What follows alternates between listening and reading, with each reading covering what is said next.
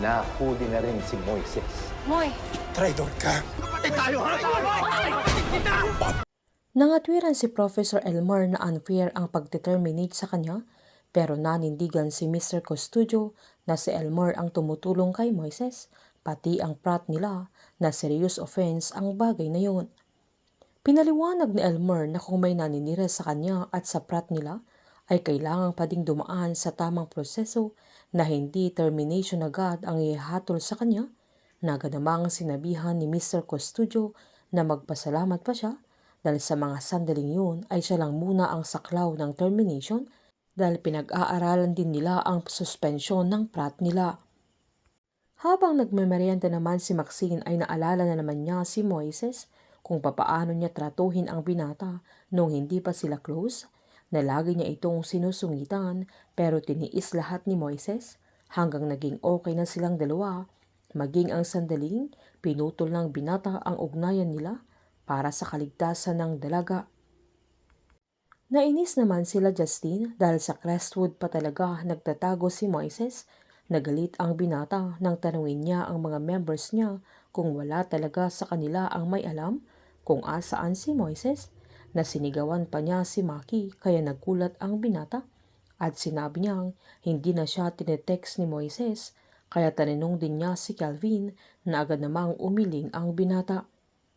Agad sinabi ni Leon na malakas ang kutob niya na may tumutulong kay Moises, na malamang si Professor Elmer at ang prat nila ang kakampi ng binata. Pagbalik naman ni Professor Elmer sa headquarter nila ay agad niyang pinakita kay Moises yung termination letter na binigay nila sa kanya. Lalong nag-guilty ang binata na sinaad niyang kasalanan na naman niya ang bagay niyon, na agad siyang sinabihan ni Elmer na hindi yun totoo dahil wala siyang kasalanan, lalo't andoon sila para ipaglaban ang buong katotohanan, na agad siyang sinabihan ng mga members ng fraternity na tutulungan pa rin nila ang binata, kaya agad siyang nagpasalamat, pero hindi niya matanggap na madami nang nadadamay dahil sa kanya, na kahit anong gawin nila ay ang GSX ang mga nakaupo sa matataas na posisyon sa Crestwood, na hindi naman yun dapat. Sakto namang paparating sila Justine na agad nakita ng kasamahan ni Elmer, kaya pinagtago nila si Moises. Pagpasok nila sa headquarter nila ay agad silang winarningan ni Justine na kailangan na nilang ilabas si Moises kung ayaw nilang matikman ang paghihiganti ng buong GSX dahil sa ginawa nilang pagsisinungaling na hindi nila alam na nakikinig si Moises sa kanila sa mga sandaling yan. Sinumbat naman ni Elmer na hindi niya kailangang pagbantaan ang grupo nila dahil nasa teritoryo siya at trespassing sila, na hinamon naman sila ni Justine na kung ayaw nilang andoon sila sa teritoryo nila ay ilabas na nila si Moises para matapos na ang banggaan nila. Sabay sinabihan siya ni Leon na iligtas niya ang trabaho niya at ang status ng fraternity nila.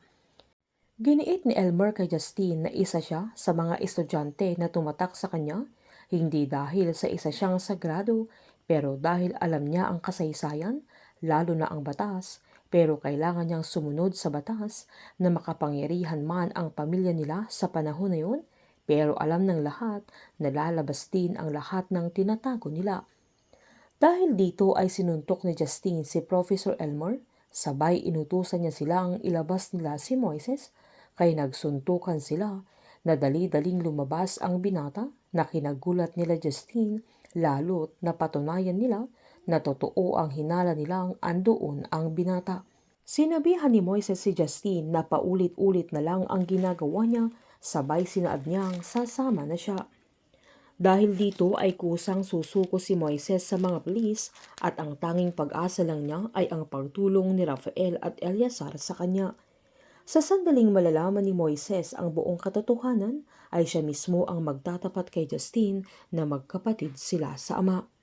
Painit ng painit ang mga tagpo, sabay-sabay po nating subaybayan ang advance episode ng Pamilya Sagrado dito lamang po sa aking channel.